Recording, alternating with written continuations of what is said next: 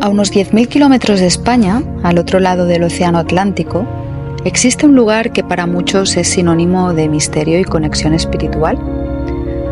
Hablamos de Capilla del Monte, una localidad argentina rodeada de montañas y que bajo la imponente presencia del Cerro Uritorco es lugar de peregrinaje para aquellos que buscan trascender lo cotidiano, adentrarse en lo desconocido o simplemente hallar paz en contacto con la naturaleza. Quien lo conoce muy a fondo es nuestro siguiente invitado, Fernando Diz, periodista y director del programa de radio Cielos Profundos. Fernando, ¿qué tal? ¿Cómo estás? ¿Qué tal? ¿Cómo estás, Adri? ¿Cómo te va? ¿Bien? Sí, muy bien. ¿Y tú cómo va por Capilla del Monte? ¿Cómo estáis? Bien. Ahora estamos repuestos de los inconvenientes que hemos tenido hace poquito con el tema climático aquí en la zona. Hemos tenido algunas circunstancias entre incendios, lluvias muy fuertes, tenemos vientos muy fuertes en estos últimos días aquí en la zona. Bueno, estamos recuperándonos de todo lo que fue ese incendio dantesco que sufrimos hace un mes atrás aproximadamente aquí en la zona, que por suerte no afectó vidas humanas, pero sí, bueno, afectó un poco la zona, pero las lluvias que llegaron están reverdeciendo todo nuevamente, así que en ese momento estamos bien. Y por el otro, bueno, ya organizando el Festival Alienígena en su edición número 11 para el mes de febrero, del 6 de febrero al 14, va a ser la primera vez que hacemos una semana completa del Festival Alienígena. Así que bueno, estamos trabajando bastante intensamente estoy trabajando, ¿no?, con la organización de eso. Y después, visto cómo transcurre la vida acá en Capilla, entre las cuestiones espirituales, todo eso, siempre hay actividades, siempre hay grupos que nos visitan, siempre hay gente interesante, ¿no?, que llega aquí a brindar sus conocimientos. Así que la realidad es que la vida cotidiana a nosotros se nos entrecruza permanentemente con esta otra parte de la vida que tiene que ver con las cuestiones que son invisibles a los ojos, ¿no? Los reinos invisibles, exactamente. Fernando, ¿cuántos años llevas tú viviendo en Capilla del Monte? Me parece que más de media vida, ¿no?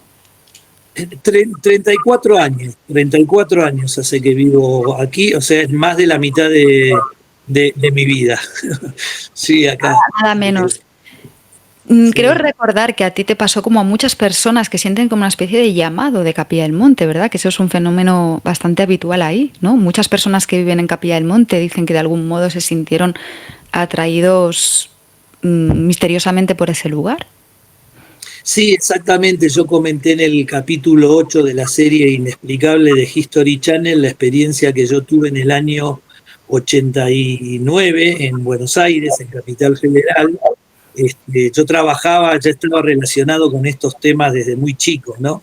Pero en ese momento trabajaba en una librería esotérica que había creado yo, que se llamaba El Séptimo Rayo, y tuve una experiencia en el cruce de dos avenidas con mucho tráfico, muy concurridas, de aquí quedan Callao y Córdoba, ¿no? Para los que por ahí de España conocen algo de Buenos Aires, ¿no? Y bueno, ahí sentí una voz sobre mi lado derecho que me decía, en el año 89 fue esto, ¿no? Principios del 89, por ahí, si me iba a quedar finales del 88, porque ya había sucedido el año de la convergencia armónica, y ese año, a partir de julio, agosto, empezaron a suceder una serie de experiencias a mucha gente en distintos lugares del planeta, ¿no? Y yo sentí una voz que me decía si me iba a quedar a que la ciudad se me cayera encima. Punto seguido a eso, me di vuelta sobre mi hombro derecho y no había nadie. Pero yo estaba en el cruce de dos avenidas con gente que iba y venía, ¿no? Pero fue muy increíble, lo escuché muy claramente sobre mi lado derecho, sobre mi oído derecho, y me quedé en un estado extático durante 3 minutos parado en esa esquina, ¿no? Así, en una especie de éxtasis, les digo, pero no loco, sino simplemente escuchando cada vez más el sonido de la ciudad, ¿no? Ajá. Bueno, volví, digamos, a mí en ese momento, seguí caminando y al otro día yo tenía franco en el trabajo, es decir, tenía libre. Fui a la casa de mi madre. Cuando estoy entrando a la casa de mi madre, que ella estaba trabajando en su trabajo, estaba sonando el teléfono, y cuando levanto el teléfono era un amigo de grupo espiritual que habíamos estado juntos hace unos años atrás, diciéndome: tenemos que hablar porque una amiga nuestra fue al Uritorco. Y yo digo: ¿pero qué pasó? Me dice: venite esta noche a casa que hablamos. Y bueno, ahí empezamos a hablar de las experiencias que había tenido ella en ese viaje que había hecho acá a Capilla del Monte, ¿no? Decimos el Uritorco porque es, digamos, la figura emblemática, ¿no? De la zona, que es el cerro más alto de aquí. En realidad es toda la zona, ¿no? Y bueno, esa noche empezamos a reunirnos nuevamente, ese grupo de gente que había estado hacía un montón de años junta, ¿no? Y empezamos a hablar de la idea de venir a ver qué pasaba acá, ¿no? ¿Qué sucedía acá? ¿Por qué se veían luces? ¿Por qué se sentía una energía distinta y todo eso? Y bueno, enero del año 89, en plena hiperinflación en la Argentina, nosotros teníamos unos ahorros en dólares y nos vinimos 3 familias a pasar nuestras vacaciones de casi 3 semanas acá. Y ahí tomamos la decisión de venir a vivir a Capilla del Monte, porque las experiencias que nosotros vivimos en ese entonces ya fueron concluyentes, ¿no? Era verdad que acá pasaba algo. Como varios de los integrantes del grupo eran sensitivos, muy notables, dijimos: bueno, la vida nos está marcando otro rumbo. Y así es como 3 familias al año siguiente, ¿no? Ya en el año 90, se vinieron a vivir definitivamente aquí a Capilla del Monte, y así empezó a transcurrir nuestra vida, ¿no? En el vórtice, ¿no? Como se le dice. Fernando, ¿y quién eran los habitantes originales de Capilla del Monte? ¿Quién había antes que se dijera incluso Capilla del Monte? Que también nos podrías explicar de qué viene sí, el nombre. Sí, había dos etnias originarias de aquí. Uno eran los sanavirones, una tribu, sanavirones, y otra la de los mal llamados comechingones, sino camichingones, ¿no? En la zona, la característica de la etnia sanavirona era de agricultura, bueno, eran pacíficos. Los camichingones, por otro lado, eran seres de espíritu guerrero, ¿no? Y eran los que brindaban protección a las tribus de esta zona. Estamos hablando de 2.000, 3.000 años hacia atrás, ¿no? Por lo menos, ¿sí? Por lo menos, ¿no? Entonces, era esa mixtura se da en montones de lugares del mundo, ¿no? Digamos, una etnia que es la que desarrolla por ahí todo el tema de la alimentación, la vestimenta, incluso el arte, y otra que es la que custodia el lugar y la que, si prevalece sobre otras tribus, va formando después un pequeño imperio, si se quiere, ¿no? Entonces, fue lo que sucedió que sucedió con todos los imperios, ¿no? Primero empiezan siendo un tribu, un clan, y después van sumando a través de la violencia o por ahí de la cultura, como los griegos, por ejemplo, a otros pueblos, ¿no? Entonces acá se ve una mixtura bastante particular, ¿no? Los camichingones. ¿Cómo? Sí, perdona, ¿y el nombre de Capilla del Monte de qué viene, Fernando? No, el nombre de Capilla del Monte viene de la merced que se le otorga a Lucía Jaimes, la hija de Bartolomé Jaimes, que era el español que había recibido estas tierras del reino español, ¿no? Y que le encomendaron que las administrara, ¿sí? Lucía quedó con esta heredad, se podría decir, con toda esta zona, y el origen del nombre Capilla del Monte es porque la primera construcción que hay aquí es una capilla, ¿no? De la cual hay una reproducción exacta aquí en la ciudad, que no es la iglesia que se conoce habitualmente nuestra, que es una iglesia de construcción templaria, ¿no? La iglesia famosa de Capilla del Monte es precisamente no la que le dio nombre, sino la iglesia San Antonio de Padua, que es una iglesia de construcción octogonal que es netamente templaria. Bueno, eso tenía que ver con los masones que crearon la moderna Capilla del Monte, ¿no? Que eran los hermanos Doeri, ¿sí? Pero bueno, volviendo al pasado, el nombre viene de la capilla que estaba en el monte, ¿no? Era una capilla, una construcción sencilla, ¿no? Y alrededor de esa capilla comienza a crearse el pueblo, digamos, una pequeña aldea, si se quiere, ¿no?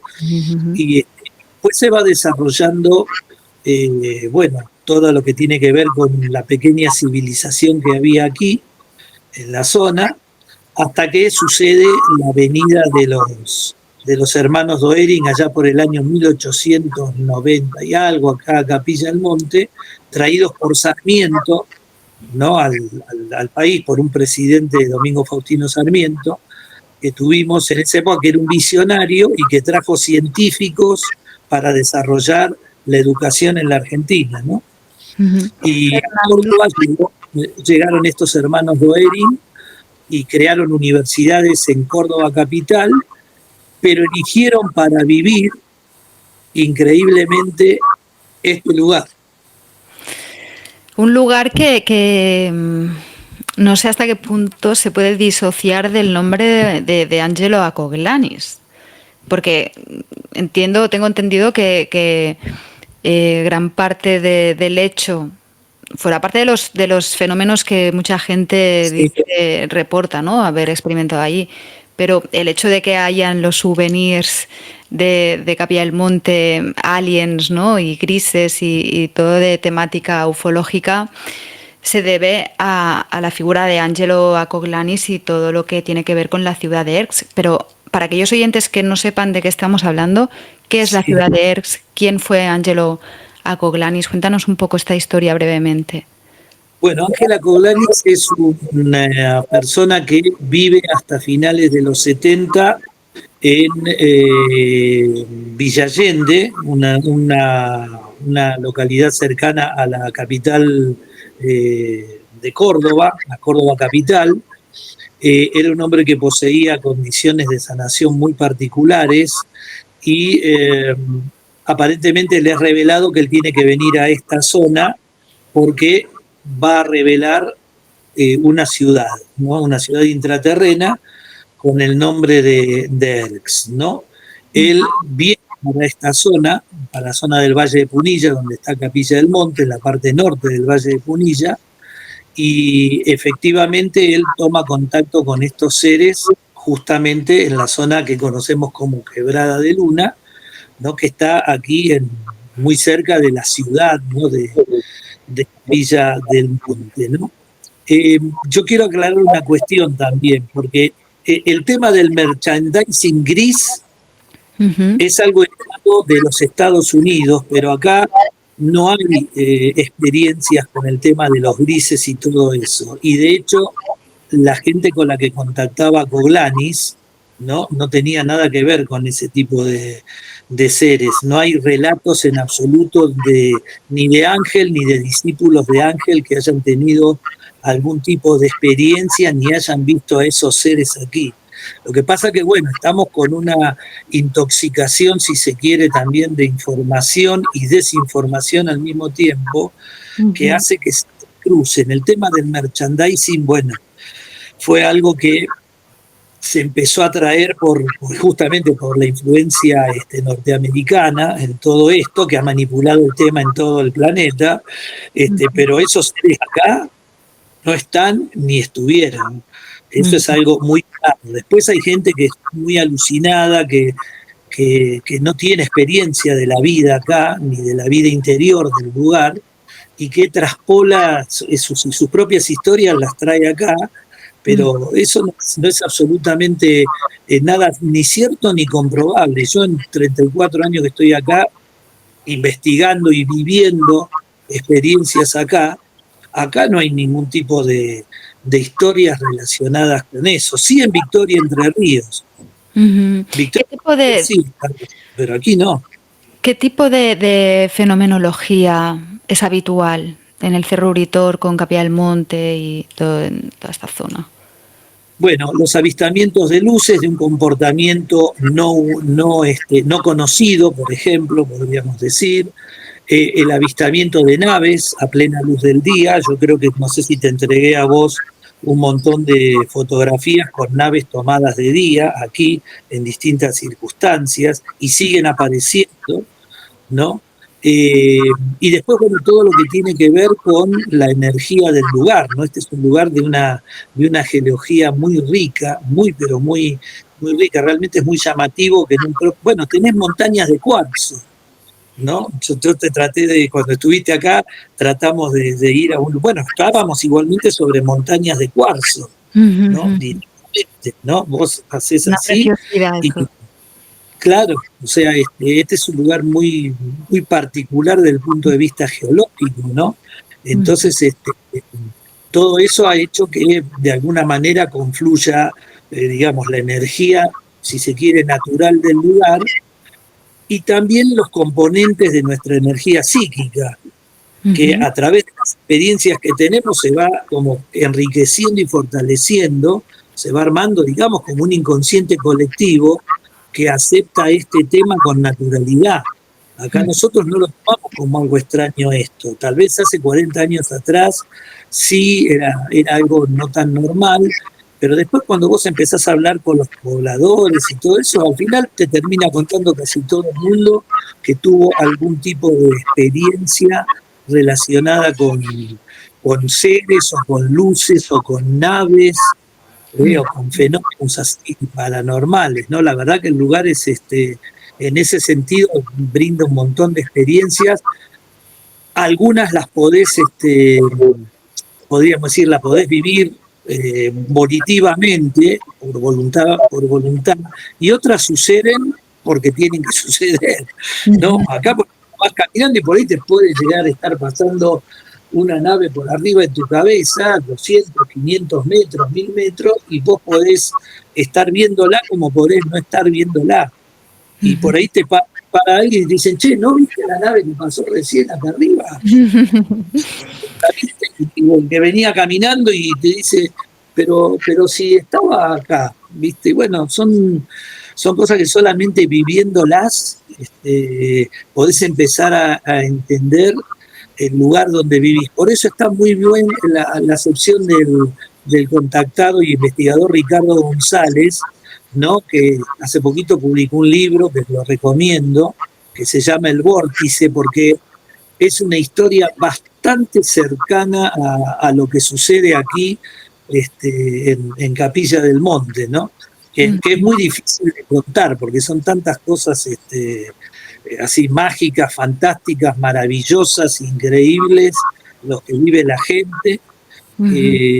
Pero bueno, solamente los que vivimos cosas fantásticas, increíbles y maravillosas podemos entenderlas. El que no las vive, bueno, evidentemente que se hace difícil, ¿no? Que entiendan. Invitamos a los oyentes que nos estén escuchando que si tienen oportunidad de visitar Capilla del Monte, independientemente de si creen o no en los fenómenos paranormales o espirituales, es digno de ver y de visitar, de ver con los propios ojos. Fernando. Bueno, un minutito, quiero volver a Coglanis. A él se le reveló la ciudad de Erx y él desarrolla el contacto con los seres de Erx, ¿sí? Que son seres de distintas civilizaciones que están en una dimensión de cuarta y quinta, en una ciudad que se percibe en cuarta y en quinta dimensión, que se puede ingresar allí a través de los trabajos energéticos que se conocen claramente, ¿no? No se va a ingresar en tercera dimensión, ¿no? Evidentemente, el ingreso es entrando en la vibración de cuarta o de quinta dimensión, que hay gente que la logra, ¿sí?